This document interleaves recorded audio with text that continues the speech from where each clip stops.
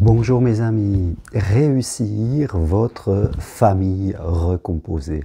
Vous le savez, si vous avez 30 ans, 40 ans, 50 ans, dans ces âges-là, et que vous décidez de refaire votre vie, que vous êtes divorcé, vous avez de fortes chances de rencontrer une personne qui elle aussi a une vie et qui peut-être a des enfants eh bien, qui peuvent être petits, adolescents ou plus grands, et cela va nous demander eh bien, de former ce que l'on appelle une famille recomposée. Alors j'aime pas trop ce mot de recomposer parce qu'il voudrait dire qu'il y a une famille décomposée. Je crois que avec nos enfants légitimes, nous formons toute la vie avec une famille.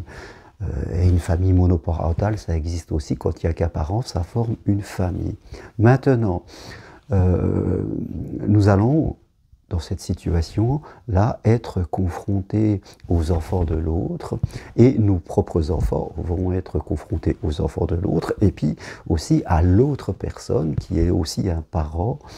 Et souvent, nous avons des systèmes d'éducation, de relations avec nos enfants qui peuvent avoir des divergences. En plus, il se peut que nous ayons divorcé et que nous vivons aussi une séparation avec nos enfants, parce que si nous sommes séparés ou divorcés, eh bien nous ne les avons pas tout le temps, et que bien sûr, par culpabilité, par envie d'être aimé et de faire plaisir, nous pouvons développer des comportements qui parfois je dirais, il faut que nous sommes dans un excès de gentillesse avec nos propres enfants. Donc ce n'est pas facile au début de refaire une famille. Bien sûr, ce n'est pas une décision qu'on prend au bout d'un mois. Hein, c'est la genre de décision qu'on va prendre alors qu'on a déjà une bonne relation avec la personne, chacun chez soi pendant 6, 8, 10 mois. Et c'est à ce moment-là qu'on va prendre cette décision. C'est important parce que la famille recomposée, avec les enfants de l'autre, va reposer sur la qualité de notre couple. Si notre couple est fragile, c'est sûr que les enfants, ils vont être infiltrés dans nos propres failles, et là, on risque sérieusement de voir notre couple battre de l'aile. Donc, c'est très très important d'être solide dans notre relation. C'est ça, la fondation qui va tenir tout le reste, et prendre le temps de prendre cette décision au bon moment, de ne pas aller trop vite. Et aussi de ne pas refuser de prendre cette décision. Hein, on voit des gens qui disent ben, « nous c'est chacun chez soi, tant que les enfants sont là, et on verra après ». Je crois que l'amour aime l'engagement. Moi, je suis toujours pour l'engagement, le vrai engagement, hein, et pas rester au milieu du chemin. Si on passe un pont, on ne va pas s'arrêter au milieu. Hein, il y a des gens qui ont des enfants de 8-10 ans, il ne faut pas attendre 10 ans, 15 ans si vous avez un enfant qui fait des études, que tous soient partis pour enfin se mettre ensemble. Ça n'a pas de sens de penser comme cela. Quelque part, il faut avoir l'audace de nos choix. Dans ma vie personnelle, j'ai vécu dans 2 familles recomposées.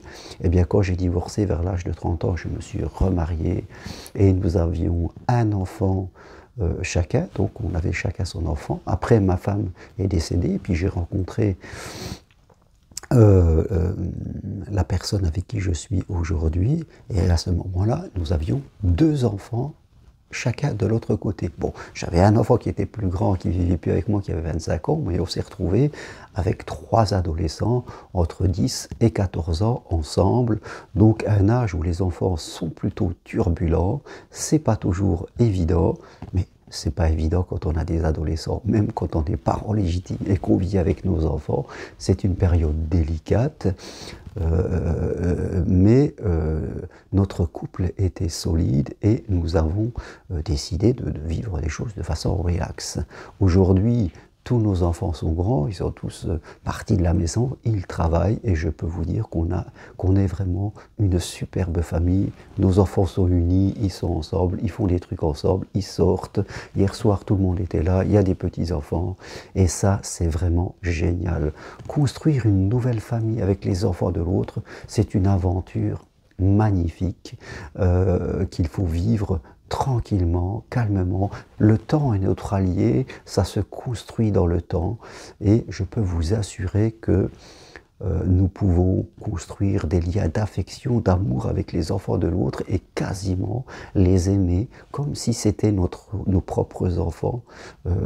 Je peux vous l'assurer, ce n'est pas de la science-fiction.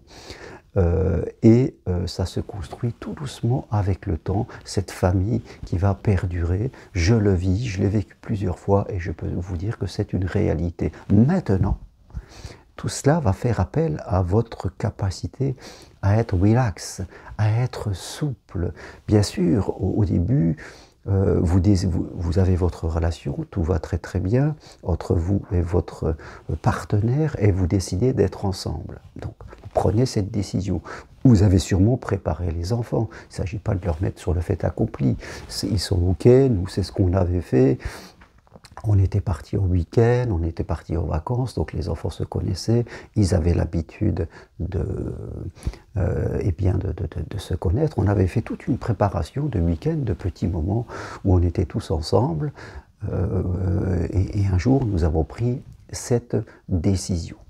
J'avais fait le choix d'avoir une maison où chacun avait sa chambre, parce que pour moi c'était important que chaque enfant, mais c'est important aussi quand on a des enfants légitimes, que chacun ait son espace et qu'on ne fasse pas de la cohabitation d'adolescents dans leur chambre. Un adolescent a besoin d'avoir son espace, donc il faut s'arranger pour créer cet espace.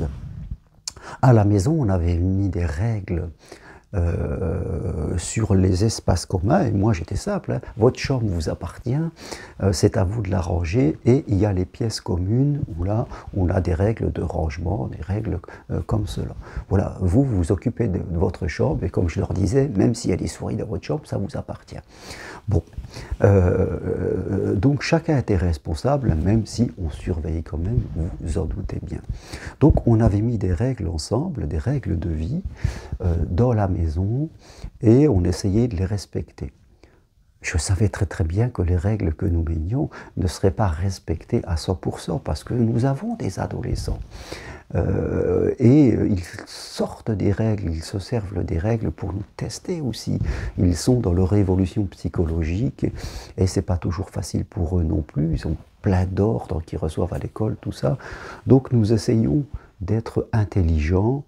Voilà, on faisait la distinction entre les petites difficultés, les moyennes, les grandes. On n'était pas en train de faire tout un pataquès, comme on dit, de faire un gros problème de choses qui ne relevaient que du rangement, des choses comme ça. Oui, on met des règles, des fois elles étaient respectées, des fois il y en a un qui ne les respectait pas, on rappelait.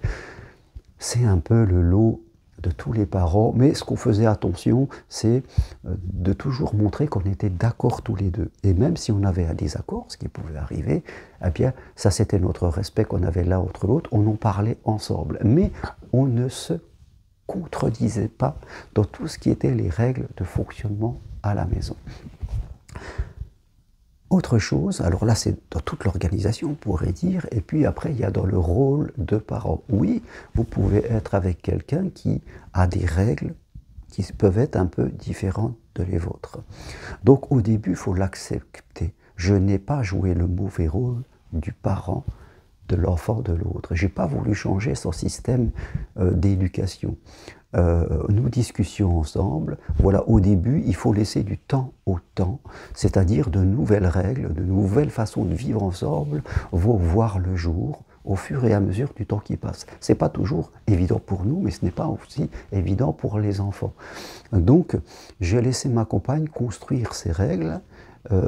Et même si mon fils me dit tiens pourquoi elle fait ça et nous on fait pas ça, je dis ben, c'est elle, c'est ses règles, moi c'est les miennes, c'est sa façon de voir, elle a le droit de faire ce qu'elle veut. Donc je respectais totalement sa manière d'éduquer ses enfants comme elle respectait la mienne, et au fur et à mesure bien, du temps, et nos visions se sont partagées tranquillement. Voilà, il faut laisser du temps et vous verrez que la vie fait bien les choses si toujours vous êtes souple. Maintenant, si vous voulez que les choses soient comme vous voulez, si vous projetez, si vous êtes quelqu'un qui n'a pas de souplesse, qui est rigide, là oui, les enfants et les adolescents, ils vont vous en faire voir de toutes les couleurs. il y a une chose qui était importante pour nous, c'était le respect.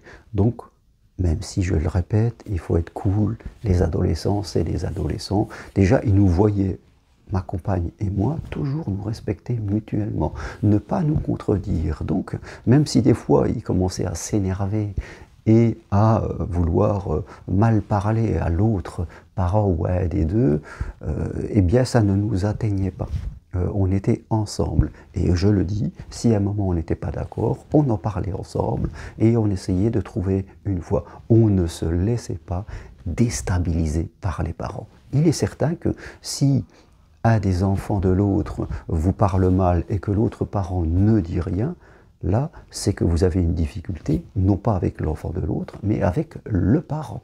C'est les difficultés qu'auront les adolescents, la communication qu'ils auront, elle va beaucoup être influencée par la communication que vous avez avec la personne avec qui vous vivez. Donc ça sera pour vous vraiment, je ne vais pas dire un test, mais une manière de vous auto-évaluer. Vraiment, vivre une relation, une famille recomposée, c'est vraiment quelque chose de magique parce que ça nous oblige vraiment à faire une immense progression. Déjà, on fait une progression quand après une séparation, on va revivre avec quelqu'un, on s'ouvre, on ne s'enferme pas dans ses idées, on ne s'enferme pas dans ses peurs, on y va. Et après, s'il y a des enfants de l'autre, eh bien, ça va nous demander encore de progresser. On est vraiment, l'amour nous pousse très loin dans la progression, mais croyez-moi, c'est un chemin magnifique. Et si nous ne raidissons pas, si nous ne commençons pas à réagir n'importe comment, à tomber dans l'ego, là vraiment, nous allons pouvoir construire quelque chose de magnifique. Voilà ce que je voulais partager avec vous ce matin. Si vous voulez aller plus loin, prenez une consultation avec moi et on fera le point de votre situation personnelle, famille recomposée ou autre, si vous êtes célibataire, veuf, divorcé, ou si vous êtes en couple et que ça ne va pas. Et si vous voulez devenir psychopraticien, eh bien, suivez ma formation possible individuellement, 100% en visio, à distance, et vous verrez que je ferai de vous un super praticien si vous avez envie d'accompagner les autres et d'en faire votre métier principal ou une seconde activité. Toutes les infos sur mon site germainroncari.com. Merci, à bientôt, au revoir.